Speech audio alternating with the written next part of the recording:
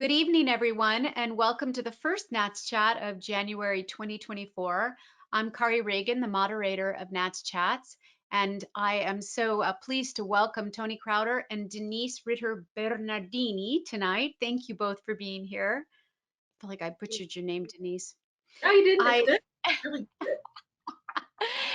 Uh, and as we begin here, as always, I would like to thank Inside View Press for generously sponsoring our NATS chats, as they have done for several years now, and encourage you to check out their book, Kinesthetic Voice Pedagogy 2 by Ken Bozeman. It is available for purchase on Amazon or on the Inside View Press website, voxped, voxped.com. So thank you to Scott McCoy and Inside View Press for their ongoing support. Tonight's NATS chat is about the mindfulness of singing, bringing ancient practices together for a breakthrough experience. So again, so pleased to welcome Denise and Toni. And as always, I like to begin with just a little brief, instead of me reading a bio, just share briefly a little about yourselves to introduce yourselves to our group, but also then anything beyond the bio that you feel is relevant to how you came to be interested in this topic about mindfulness and singing. Toni, would you like to go first? Sure. I have a bachelor's degree in music therapy and music education and worked in both of those fields, and then went back to school to get my master's in vocal performance and pedagogy. And that's when I had the pleasure of meeting Denise. And then from there, did a lot of training programs, as many of us do, for singing in Israel and abroad, and had a one-woman show that performed as a singer, and flash forward, say that 10 times fast. Now I'm living a nomadic life and still singing and performing, but in different ways. And so I would say my beyond the bio is I'm a seeker. And recently I had the wonderful privilege of going to India with 22 Italians on a spiritual pilgrimage. And it was an incredible experience. So that's just a little bit about me. I love that. Toni, and you, I don't think you mentioned this, you are a certified yoga instructor as well. I'm a yoga teacher. I am certified as a yoga voice instructor. I did training with that. Lots of, if there's anything out there to be explored in the ancient practices, I've probably dabbled in it. So we'll just put it that way. I love that. So have you always been interested in mindfulness or ancient practices? Is that something in your 20s and you were interested in? I would say spirituality then, but it's taken a different path and looks different than it did years ago, and been exposed to so many more things over the years that have become ancient. What seemingly seems this new thing has actually been around and practiced by mystics and sages and sadhus for years. So. Mhm. Well, I can't wait to explore tonight with both of you how you've incorporated it into your teaching. Isn't it interesting to think back? I've been teaching 40 years now, and I just think of the teacher I was 40 years ago, even 20 years ago, right? And how, as we evolve in life and our interests evolve, how that informs our teaching, and how our students benefit from that, those experiences that maybe aren't the norm. So I am looking forward to hearing more about that. Denise, let's share a little of your bio and beyond the bio. Okay. Well, prepared for boredom. That's not true. Okay. I have taught voice, gosh, maybe 35 years. It's been a long time. I have all the degrees that Toni has, but I have a doctorate also in voice. And I've taught on higher education for 25 years, various universities.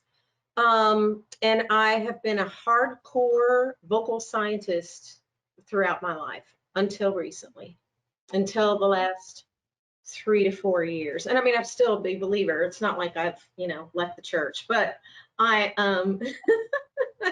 but I've definitely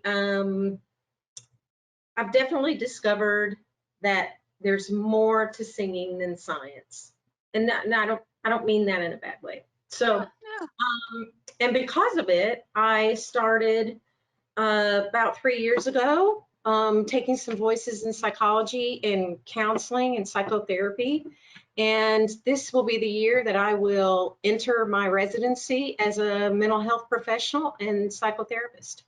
So I'm super excited about that. I won't be leaving the world of voice on the university level for a few more years until I can draw retirement. And but as soon as that happens, as soon as I'm able to retire from the university system, I plan on becoming a mental health professional. That's going to be my retirement. I love that, Denise. And are you going to specialize in the performing voice specifically, or you'll open it up? That is hard to say because I have a couple of internships coming, and a lot of people say that when you do your internship, you'll find that you find your passion in a place that you didn't know you ever could be passionate about. So I'm trying to be open-minded about that. But initially, I thought I would open a practice for generalized anxiety and performance anxiety, both in sports and in voice or in music, and that would be where I would kind of hang my shingle, so to speak, that I would do that. But listen, anybody wants to learn anything about themselves, both good and bad, if you can stand it, go get a degree in psychotherapy. Yeah, that's You'll funny. find out a lot of stuff about yourself that maybe you weren't really ready to admit. You know, so that's been, I'm just trying to be open at this point. Yeah, What I happens? love that. I just love that. Wonderful. Well, you've already both inspired me. So let's start talking about mindfulness by talking about what is meant by mindfulness. What is meant by mindfulness? Oh, in fact, wait, I'm so sorry to interrupt myself. I want to mention your book.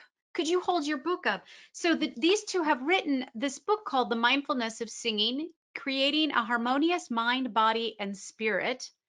And tell us where that can be purchased. Amazon, but you can order it through any bookstore. But Amazon is the it's published through 𝗗𝘂𝗲 Studio Publishing. Okay. She helped us get it published, get it out there, and yeah, you can get it on Amazon. Okay. So, since the title is The Mindfulness of Singing, but let's back up a little bit and talk about the mindfulness and what is meant by that, because it's a buzzword, right? I mean, it's been a buzzword, but Yeah. I would love to hear you guys talk a little bit about that. Toni can answer this question. I'll let Toni answer it. Okay, just being present and aware in the moment without judgment is a really succinct way of saying it. Yeah, it's not as complex. It is a buzzword, and I think sometimes buzzwords we don't stop and slow down and think, well, what does that really mean? It's just being present, being present. Which is harder and harder to do this day and age, right? I mean, I think it's probably always been hard, but our world has changed in the last 25 years dramatically. And that's a great segue. Thank you for saying that. That makes me think of, I mentioned just a minute ago, and I also failed to mention a minute ago, I was thinking about the fact that I don't live in a town, in a place, and I don't have a studio with walls, but I still have a studio. It's just wherever I happen to land.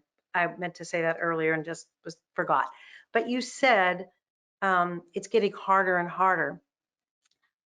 I really discovered a woohoo observation in India, because if anybody's been to India, you know it's your senses will be attacked, and I don't mean that in a negative term, but For sure. Right.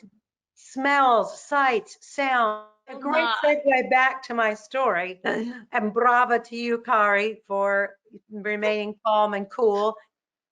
Okay, I think Carolina is telling me we're good now. Okay, everyone, I hope. Let me, please, somebody send me in the question box. Thank you, Carolina, for helping on your end. I have no idea what that was, but got you. Thank you, everyone. All right, Barbara, thank you for that. Woo, I have no idea. I didn't touch anything, but how about talking about mindfulness and presence? There's nothing being more present than a situation like that. You are fully present. Absolutely. So Toni, Absolutely. continue with your very present story. Thank you. So I was just saying that sometimes things don't go as planned and your senses are attacked by all the things that are happening around you. And, Yeah. but amazingly, you can still have deep and profound meditation. And what I learned is in our Western world, we think I have to have my candle, and I have to have my music, and I have to play my singing bowl first, and I have to do all these things, and then I'll be ready to meditate. And when I came back from India, I was in the Florence airport, standing there with very few things, and I went, I think I'll meditate. Never in my life had I thought I said airport, train station. It's busy, it's chaotic, but compared to where I was in India, it was relatively calm. So you were saying that it's getting harder and harder, and I would say our perception is that it's getting harder and harder, not to because I've tasted that we actually can. It's what we choose to do, just like how you calmly handled that situation instead of kind of freaking out. So yeah, it's always at our disposal, and it's at our disposal in the voice studio to use meditation and mindfulness. So mindfulness is being present, and it's changed the way that I teach. And can I tell another little story? Can I riff for another little? Absolutely. Riff away. I So love it.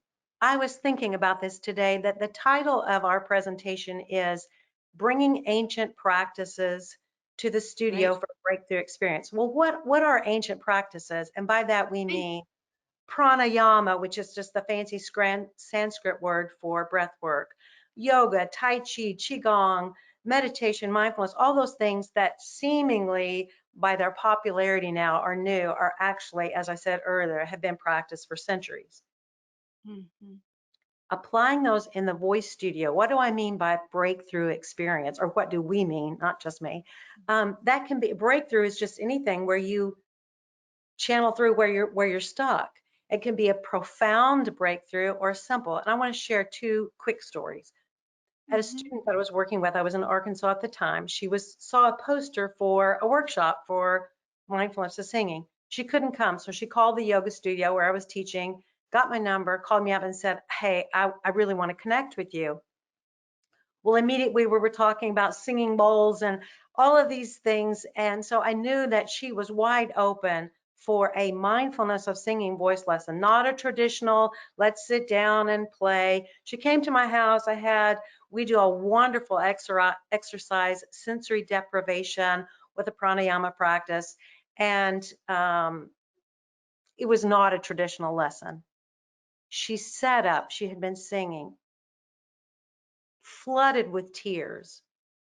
And she said, "I've never been so fully present in my body as I was just now."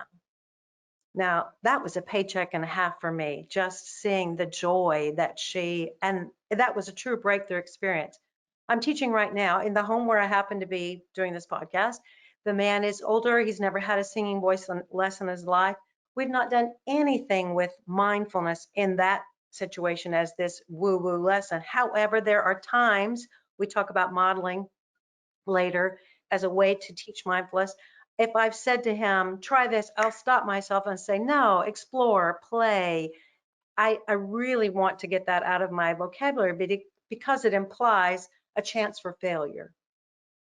And so with him, and he has such joy and a different goal. I think that's really, as a mindful voice teacher, our job is to assess what's their relationship with their voice, and what are they wanting to get out of it. She got what she wanted, and he's getting what he wanted, and I'm serving in a different style.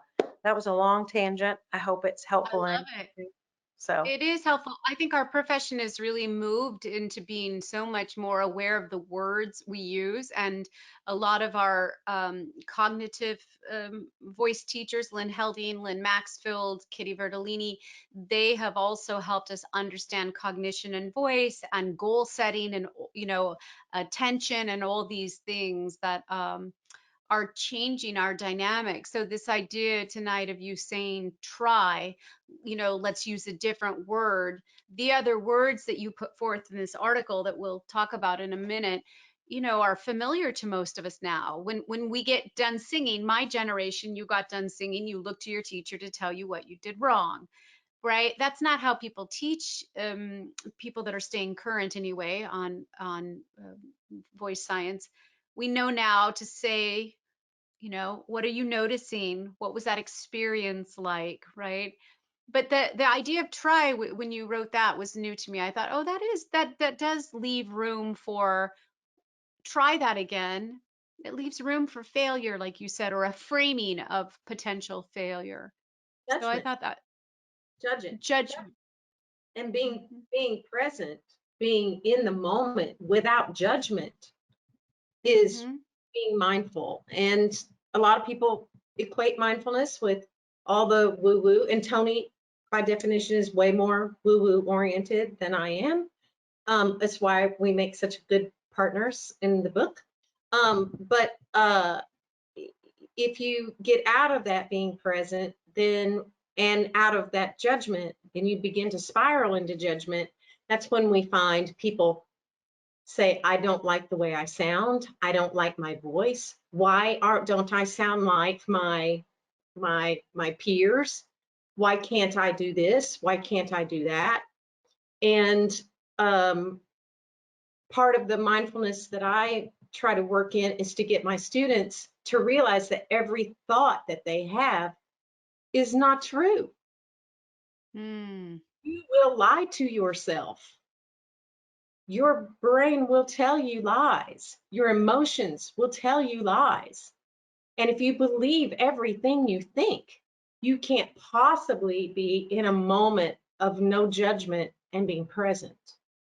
So to let go of that and to realize that, yeah, the mechanism at the very least lies here, right? Maybe from the belly button up, most people would say. But the voice is here. Mhm. This is where the voice lies. Mechanism, yes. And you can only fix so many things with science. I love science. It's my jam. It's been my jam for a long time. But you can only get a student so far with that, in my humble opinion, who has to Mhm. think here and let go of some of that thinking here and be more heart oriented, because music ultimately is supposed to be a language of the heart. And if the Mhm. heart Oh, and the head cannot agree, or there's cognitive dissonance between the heart and the head, I don't care how much voice science you give somebody, it won't work. that's good. I love that, Denise. Music ultimately is a language of the heart. I love that. That's really beautiful and it's really true. We call it artistry and other things, but that's really true. And I also think in this day and age with social media, I'm so grateful that wasn't around when I was in my 20s, 30s, 40s Mhm. because of the comparisons. Like, there was something I think, Toni, that you mentioned a few minutes ago, and and the negative messages that we carry, we are so torturous to ourselves. I know Eckhart Tolle talks about we create our own suffering.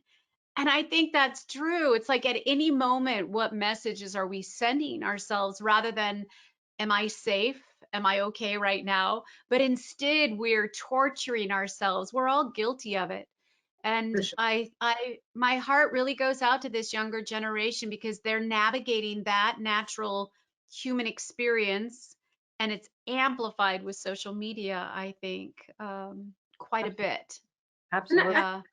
that's why we wrote the book. Really, that's one of the reasons why we tried to write the book, is because um, uh, I had found in the university setting, and Toni had found in her independent studio, that so many of our students were coming to voice lessons in mental states that was not equipped to help them. That's not my job. You know, like it's not been my job to be.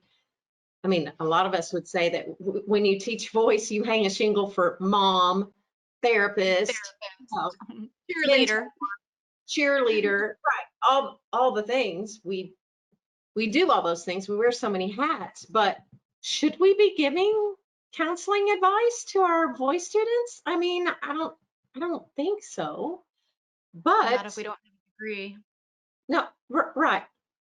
So how can you best serve your student who needs a moment when they walk in? I teach in an area that's highly rural. Like I'm in the middle of Appalachia. It's beautiful. It's one of the reasons why I moved here is because the scenery is unstinking real. And but methamphetamine is a problem. I have students whose parents are in jail. I have students who are 18 and just aged out of the foster program because mom was human trafficking them. I mean, it makes your hair curl, you know. It's profoundly sad. And how do we expect our students who have amazing, beautiful voices naturally to be able to put those things aside and be okay in a one-on-one voice lesson, especially when the voice is so personal? Mm-hmm. Is And there something? Oh, so I'm so sorry. Keep going, Denise. I'm so sorry. I was just saying, if there's a way that you can help them find a way to get into their body without them being triggered, you know, from abuse, from things that have happened to them. If there's a way that you can give them a safe place to get into their body and breathe and put their feet on the ground and be present and be grounded in the moment of having a voice lesson, I have found that to be very helpful because it's one of the only ways that they can talk about what's in their body, because talking about how they feel in their body is so triggering. So that's one of the reasons why I told Toni we need to write a book on mindfulness of singing. I mean, not only do we do that as voice teachers by just saying, how does your body feel? How did that feel? Did you feel it here? Did you feel it here? Do you feel it here? Here? What was your breath like? Those are mindful things, right? We do that as voice teachers. We do that naturally. But to understand maybe why a student can't articulate how they feel in their body, not because they don't feel it, or not because they're dumb, or because they're lazy, or because they're whatever, but because it may be a very triggering experience for them, to find a way not to address it, because it's not your job to address it, but to find a way to help them navigate it by helping them be present, grounded, and then be able to discuss what's happening in the physical. I think though, if it does make sense. I had a recent experience though, and I'm not sure how much, not in my studio, but a student of mine who is working in a multidisciplinary way and is working also with a performing artist, clinical psychotherapist. So has somebody to navigate the trauma, the big T traumas that need to be, right? Tells me what's going on, and I've had to find a way to process through that, knowing that they are working with a professional qualified. But in this multidisciplinary team, they did have someone who, when they were having some experiences in clinic, was asking them to share what those feelings were. And to me, it crossed outside of the scope of practice. So when you're describing that, Denise, there's a little bit of me that's like, there is a point where you have to know, yes, we are empathetic, wonderful humans as voice teachers generally, but there is a delineation that we should, if you see them experiencing big trauma, then it's our job to refer out for that treatment. Absolutely. Yeah, so how do we know? Well, I think one of the things is, you know, if they are willing to tell you, or they want to tell you that they have someone they're working with in that way. That's you say talk to your person. Or I often say, are you speaking to someone? But I don't think there's anything wrong with holding space for someone. Just being quiet and letting them talk and letting them experience what they're experiencing. Not trying to fix it, not trying to help it, but just holding space and just hush, which is hard for me. But it's hard because we want to help. I love Catherine Isaacson just articulated so beautifully what I was trying to say. She says, thanks for speaking to this. There does seem to be a fine line between letting clients process their feelings about their voice during the session and avoiding a dialogue that re-engages their own trauma loop and negative self-talk. For sure. So I think it's the allowing them space. If we are quiet and we allow that space, but then it's what we do next that's so critical. I think yeah, go ahead, Toni. I can see you're wanting to respond. Sorry, I'm chomping at the bit. Yes. And I think that's where letting their own body be their guide and guiding them in a breathwork practice that will help them recenter.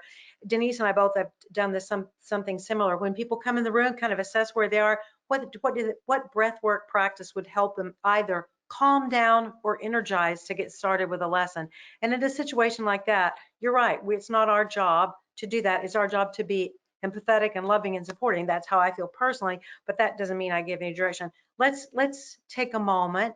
Let's shift. Let's do some breath work, whatever. Once there's an appropriate time, once you've been compassionate and can guide them back. And oftentimes that will take care of it in and of itself. We both have had experiences where someone will say, man, that stuff you taught me in a lesson, I've been applying it outside of the studio and I've seen benefits in other ways. And yeah, I think letting the body take care of itself without our words can sometimes be the greatest gift we can give. We give 3 different breathwork practices in our book that I think are excellent for the studio. So if you want to research that further, that would be a resource too. Let me read. There's a couple of things that have come in that I think are really relevant. Catherine Brown says, as a mindfulness teacher, I would add that there are mindfulness practices that can be triggering for some people. Trauma-informed mindfulness is a big topic in the mindfulness world. It's a big topic in the voice world too, as we all know. Breath work and body work can be traumatizing for some and healing for others. Right. So again, back to this conversation, if you're doing some of the breath exercises that you're talking about in the book, and I think again we have to be alert to, are we finding that it's triggering our client in the moment, and then we have to be mindful not to go too far with that, I would think, because I know I'm not qualified to take them through trauma.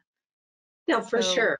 I don't think there's probably any voice teacher that's not ever had anyone cry during voice lesson. For sure. Yep. Part of the process. Yeah, And it is. I mean, I don't think I ever cried in a voice lesson, but I sure cried after, right? But and cursed. But I certainly so we have people who are going to cry through a voice lesson all the time. And I think knowing the difference between what's a healthy cry, right? What's a good healthy cry, and what's this thing that we've just done, because I would submit that even singing can trigger a trauma. Oh, for sure. The vibrations and this production of sound and volume, all of it. Yes. Words, the lyrics, just the way that when you sing something, it might make you elicit a certain feeling, a certain aesthetic in your own, or a certain memory. Music triggers memories. I mean, there are so many things that can bring about and elicit a triggering experience. And certainly I think singing and music is one of them, and naturally it's that way. So I feel like it's one thing to be wary, but it's another thing to like be so worried that you run from any of that, and that you want to not, we better not go there. Like if you have I would submit that if you have a student that cries in your studio for whatever reason, that you would do the same thing with them that you would anyone else that may be having a triggering experience. You're empathetic. You hold space for them. Don't offer diagnoses or trying to fix or that sort of thing, but just staying there with them in that can be cathartic in and of itself. And then gently saying, see someone, I hope you have someone. It would be good to talk to someone that's a professional, and I would love to help you, but I don't know how. And how can I help you go forward in our voice lessons that are coming in a way that you won't feel this way again in a lesson? How can I help you? What can you tell me that I can do on my part? And I think students are pretty forthcoming with that. I ask students all the time, how can I help you today? And where are you today for voice lessons? Like where are you today? What's going on, and how can I help you? And sometimes just letting them guide you can be really, really powerful. They feel like they have the power, because also, how many of us have had a voice lesson where we had no power over what happened to us in that voice lesson? Everybody. Everybody. And giving the power, I think, to the students is highly important. I think that's a great segue to something that's key in our book. And I thought about answering it for what is mindfulness. We have something called the SING method. And she just asked, you know, how can I help you? Setting an intention, that's always something that I bring up. What is our goal today? What do you need? What do we need to accomplish? I used to say sometimes when I'm working with seniors too that haven't studied, if I could wave my magic wand and give you something, what would it be? And at the end, they're always amazed. They're like, wow, I didn't expect that to happen. But S is set an intention. I, isolate from distraction. N, notice your body. And G, give up judgment. And if you stop and look at those 4 steps in the SING process, it's all about mindfulness. And Denise made me think of that when she talked about setting the intention and giving them the power, and that the lesson is not guided by my intention for you today. But they're setting the intention for the day. So as we're talking about this, I was thinking we have so much to do in a lesson, and especially for our university teachers, oh my goodness, you're always under the gun. With independent studio, we have a lot more leeway. The pressure is very, very different generally. I mean, people still have auditions and performances and competitions and all these things. So there's deadlines, but it's different than that 10 or 15 week. So incorporating now another layer, right? The goal setting and the mindfulness, not to mention technique and artistry and languages and acting. And so any thoughts about that? Or is there a way that you do some of the setting? You take 5 minutes at the beginning of every lesson, or do you ask them to do some mindfulness works in order to prepare before they walk in the studio? Now, Toni will have a different answer to this, because when you get a voice lesson with Toni, you know it's going to be woo-woo, right? You just know it. You know it's going to have some woo-woo to it, and it's going to be very highly spiritually based, and it's awesome. I think I'll take some voice lessons from her, but I refer people to her. But for the academic side of things, I never say today is a mindfulness voice lesson. My students know that that's my thing, but they don't. I can't really say that I've ever like talked about mindfulness in the studio specifically, but what I do without them realizing it are very mindful things. And so the first thing I say is, what are your goals today? What are your intentions? What are we focusing on for this lesson? So we do that. Then I'll be like, be sure your phone's off. Be sure are you mentally here today? should we do a little breathing? Can we do a little breathing first? Would you like to do some breathing first? And if they go, I'm like, okay, well, let's warm up. But if they go, I want, oh yes. And most of them are like, yes, can we do some breath work? And I'm like, yeah, of course. And so we may do a little breath work, a little humming, and we talk about, and then I add in like the pedagogical stuff. I'll say, where did you feel at? What register were you in most of the time there? Was it easy? Was it not easy? Can you describe it to me? How do you feel? How does that feel in your body? Does it feel good?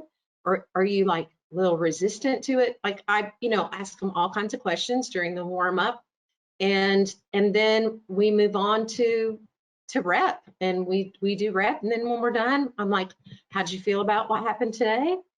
Did you feel like you made some accomplishment? Like I quit putting my expectations on my students. I'm not doing it.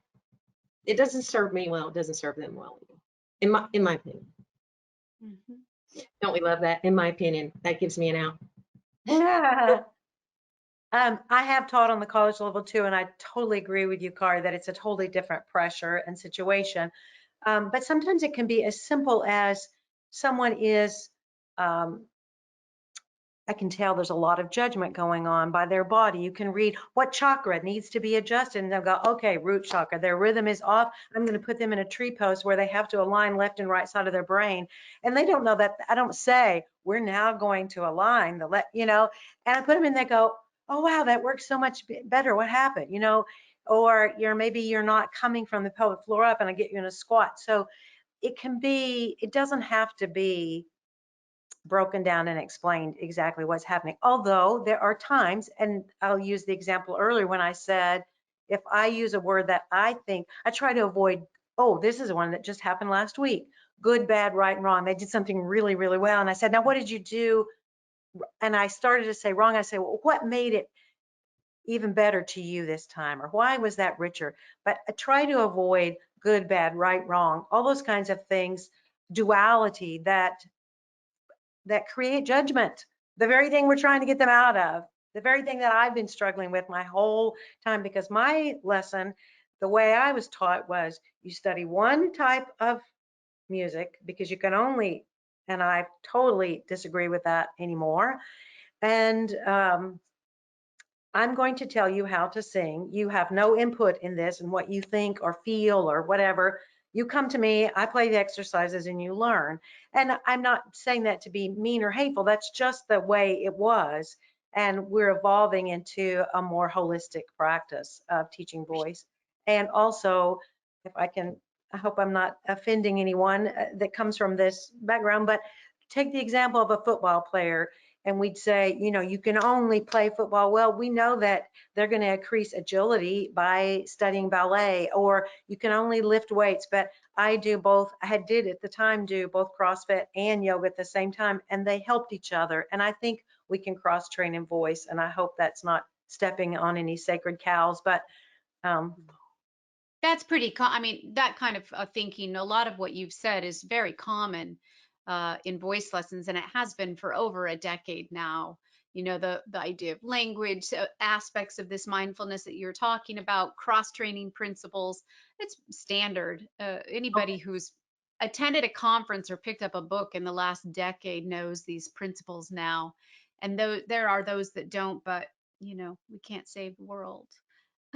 We'd like to try, but that was part of why I wrote the evidence-based voice pedagogy framework, right? That there's a place for everybody at the table to feel like they have a voice and approach, but we do need to be mindful that everybody has a place at the table, including the singer. yeah, I love that. Diane asks a very wonderful question. She says, how can we expect a beginning voice student to set the tone for the day in a lesson? So in other words, when singers are new to us, yeah, no, that's so fair. And I'm speaking from a college situation, right? Although I do get some students who have never had voice lessons before, right? We've all had that. Like, all the band, I say this all the time, all the band players come to the university, and they've all had lessons for 10 years, you know, 8, 9, 10 years. And the singer comes and is like a toddler in that world. They've had no, or maybe 1 or 2 years, right? So yeah, I think that's a really valid question. I think that's a good question. And I think that probably, you know, they might be able to say, well, I'd like to learn the song from blah, blah, blah, you know, that they would have some input. I don't think it has to be any big dramatic and overly intellectual input, but just allowing a student to have any kind of input. I want to learn this for this because the musical at my high school is, or I've always wanted to learn how to belt, and can you help me belt? I mean, those are ways of inviting a student to have some say and to have some input. I have a student that I've been working with while I was here, never studied. In the first lesson, I said, what is it that you like about your voice? What is it you think could be enhanced? And every question that I asked, she was spot on, and she'd never had a lesson in her life. And I've continued that same approach in every lesson. Well, what did you think about that phrase? Well, this is what I heard. And I said, yep, you're right again. You don't need me, now fix it. And then I had another student say, well, what's that supposed to sound like? It was actually her sister. What's that supposed to sound like when it's right? And I said, I waited a moment because I was practicing mindfulness and didn't want to give a quick answer. And later when she sang it, it was stunning. I said, that's it. Because we both knew, you know, she had arrived at it. And so I'm not going to answer that question. You're going to answer that question. Mm-hmm. And so I think the I don't remember the person's name who asked that. Diane is a good question, but we're not giving them the complete reins for everything, but just an input, as a voice at the table. I like the way you worded that. And I'm not looking at the comments, but I would like to ask Diane a question. Diane, can you think of a moment that you've done something similar? What would that look like, Diane? Similar in how you are describing, just to help them set a tone. She's let us in young kind of set a tone. Is there, does she have ideas that she could give us? Okay. Well, let's see if we'll give her a moment. Look at you modeling, Denise. Giving her a voice too. And no, I mean, just in the sense that this is a community. Yeah.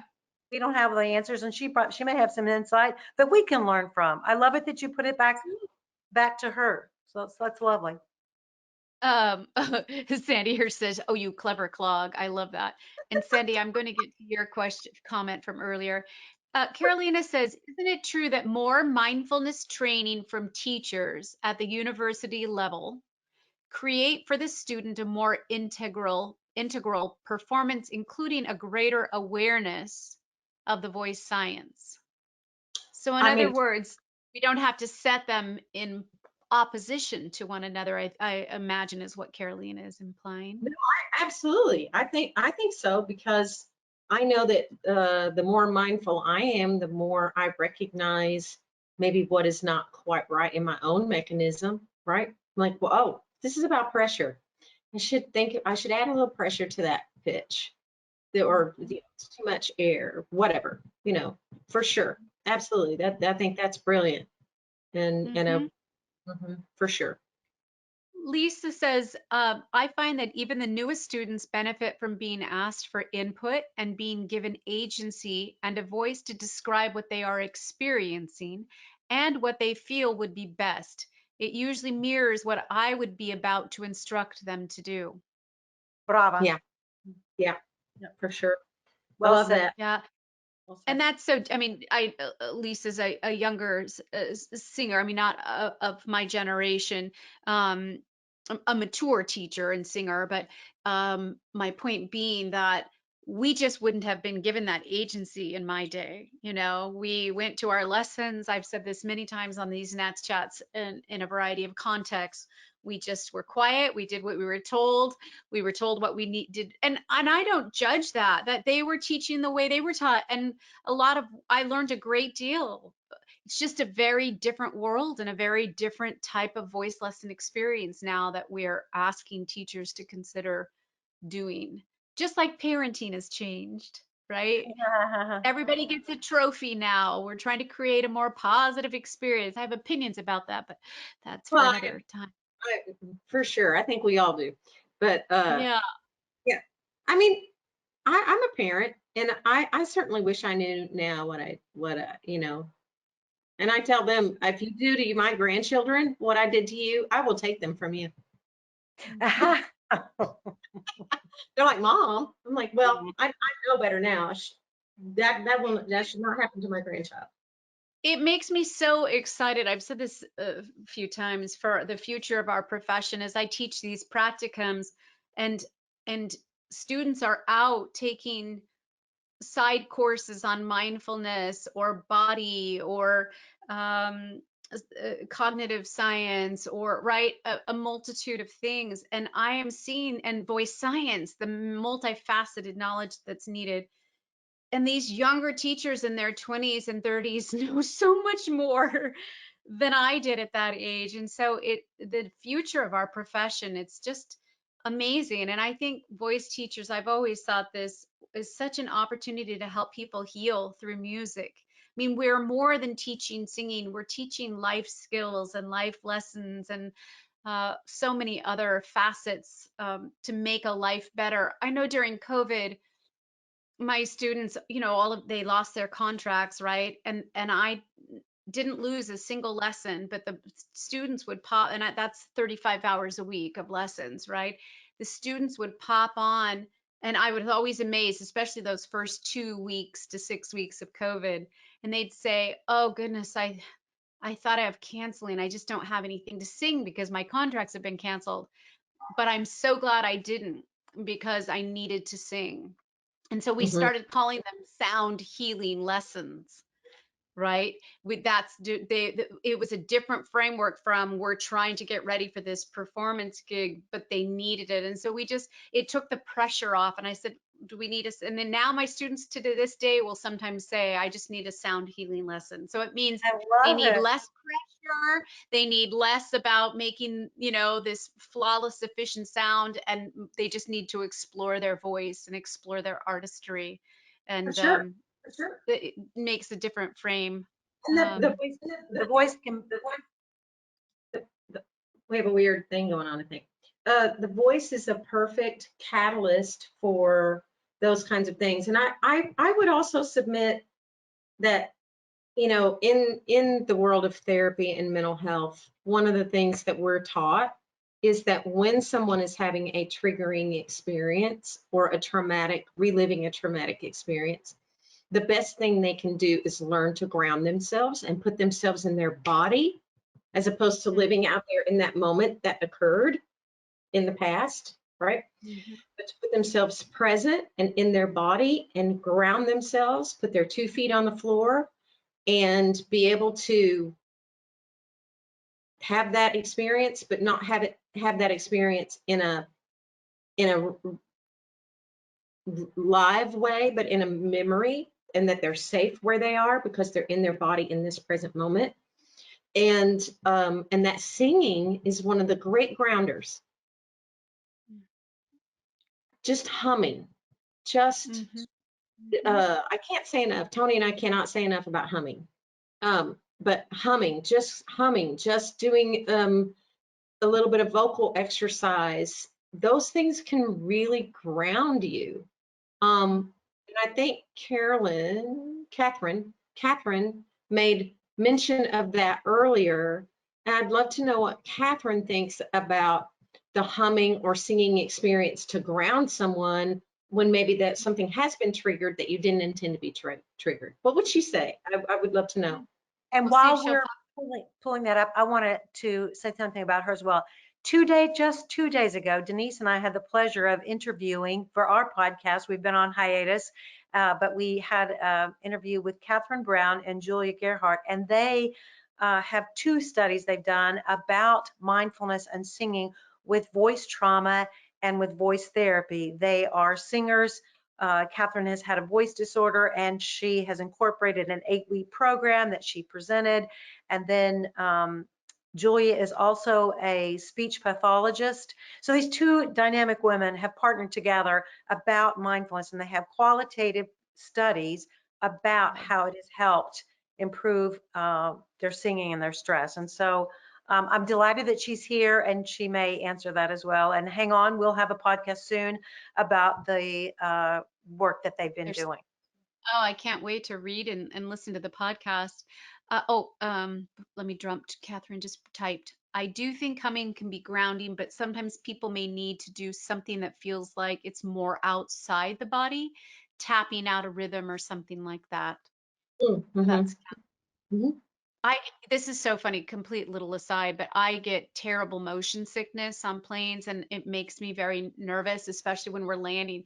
So many years ago, I started humming Amazing Grace. So anytime you know that I'm flying, as the plane is landing, I am humming Amazing Grace. That's And great. as I was coming home from New York a few days ago, and it was bumpy, and I had my little airsack bag quietly hanging onto it just in case, and I was humming Amazing Grace. But I thought, now I know more. I know that it stimulates the vagus nerve, and it stimulates my breath, and maybe helps with the gag reflex.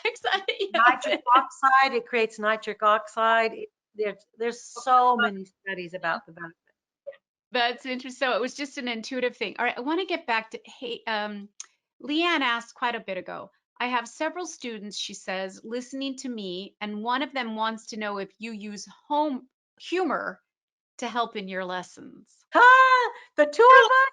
Are Funny, you? don't do it. If it's not fun or funny, don't do it. That's my grandma's. Yeah, no, absolutely. Humor is medicine.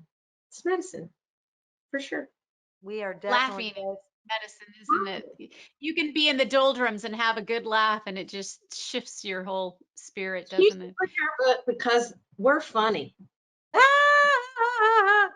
It Love has that. been said that it's a light read. So yes, we definitely believe in having fun. Yeah. I love that.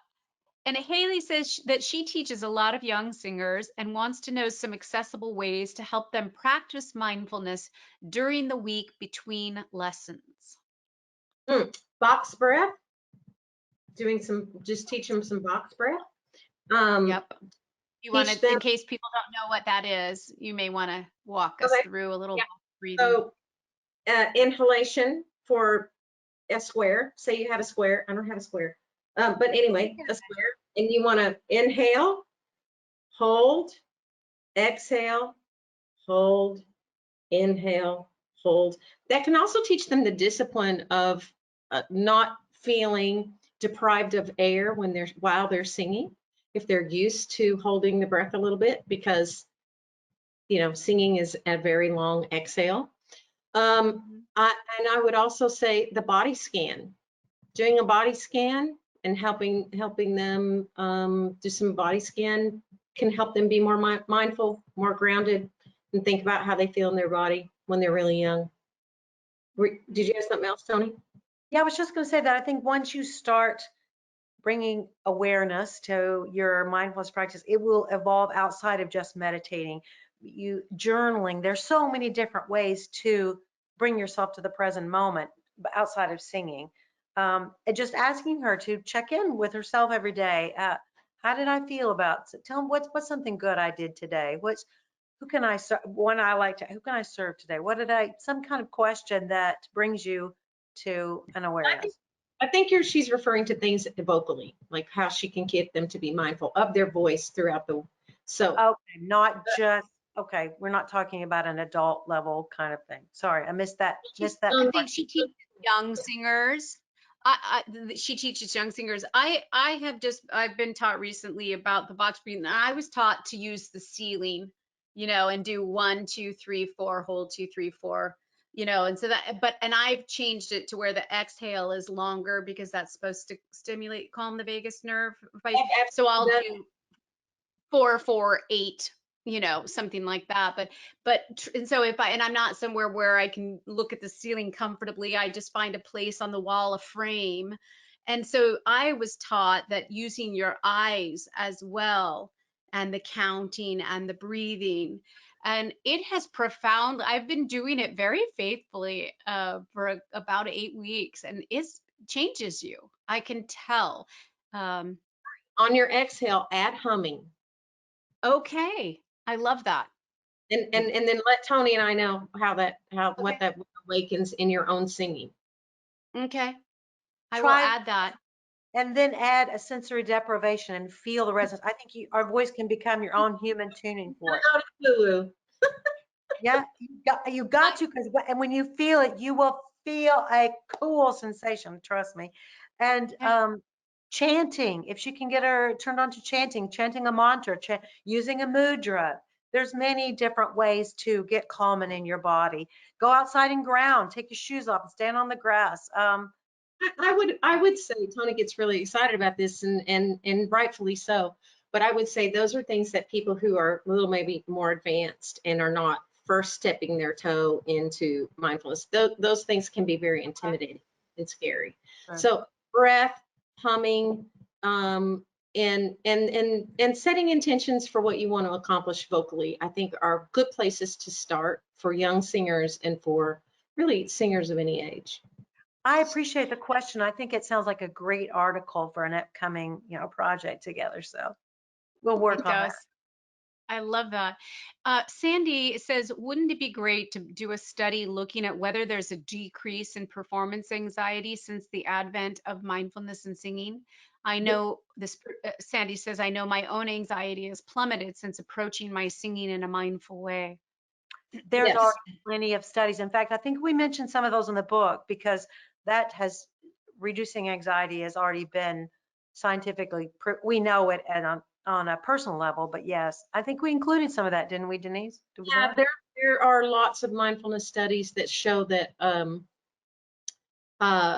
practicing mindfulness does reduce generalized anxiety, performance test taking anxiety, all of those things. And I did a short 8-week study with our own university students last year with students who had profound performance anxiety within the Center for Visual and Performing Arts, so dance, theater, and musicians.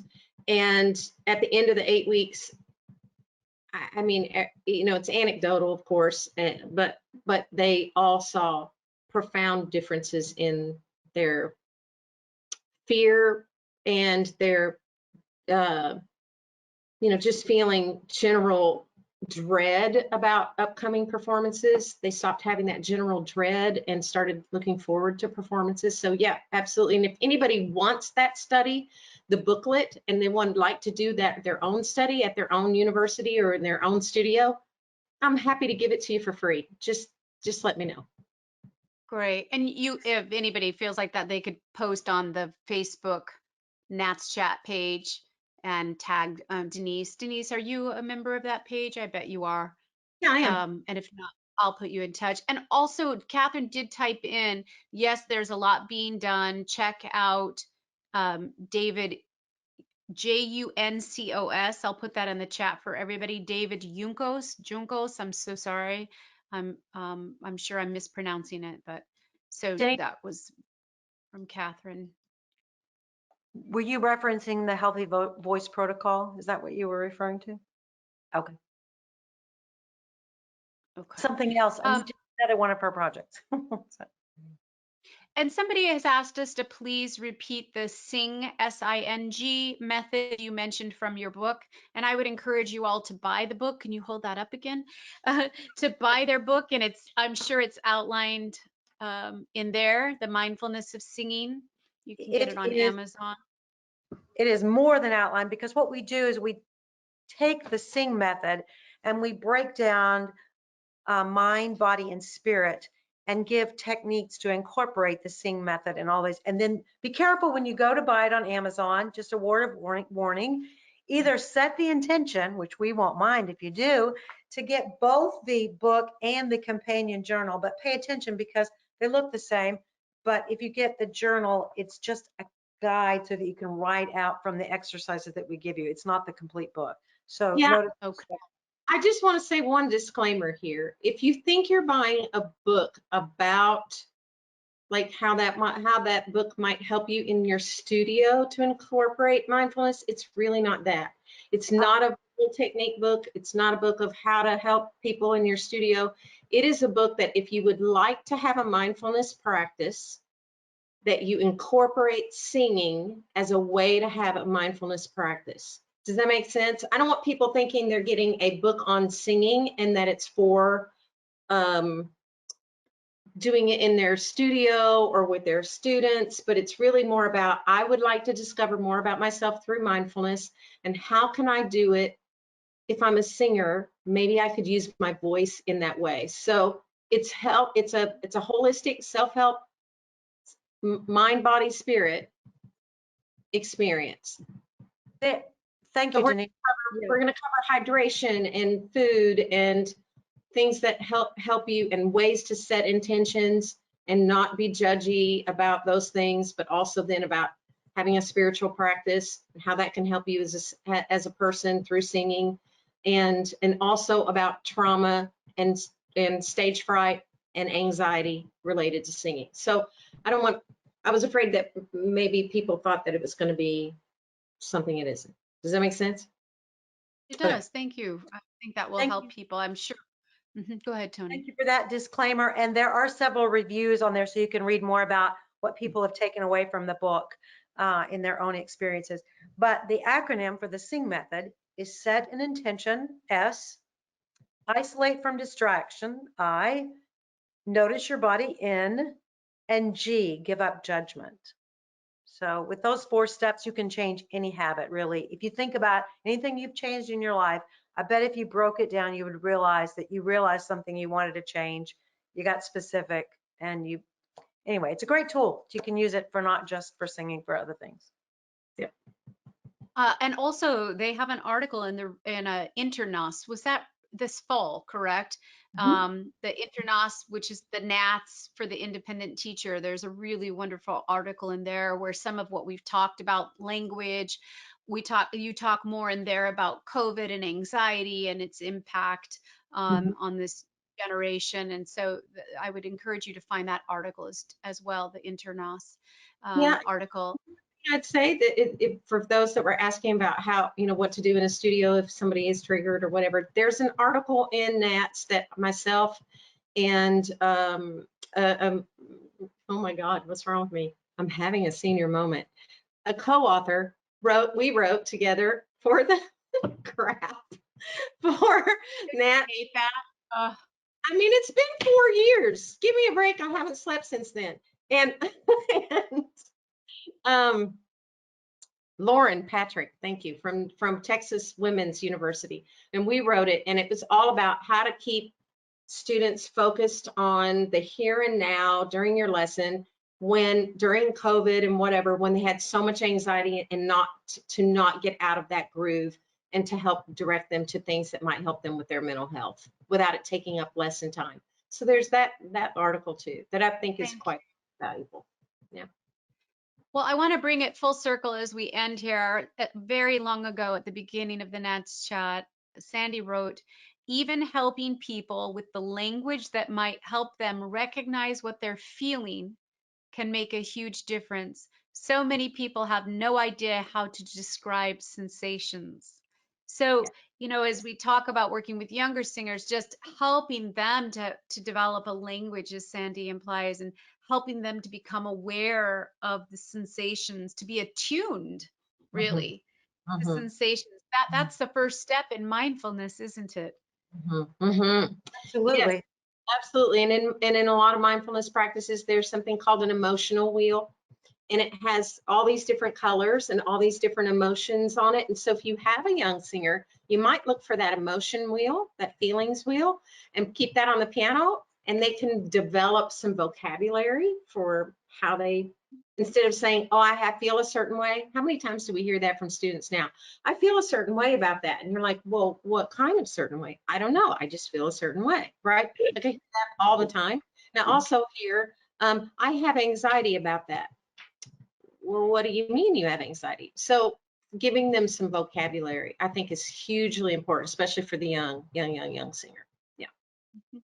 Well, ladies, this has been just a pleasure. The time has flown by. I have no idea if we got to half of what I had put on the outline, but I think we covered it in some fashion, and I would encourage people to buy the book to explore this idea even more.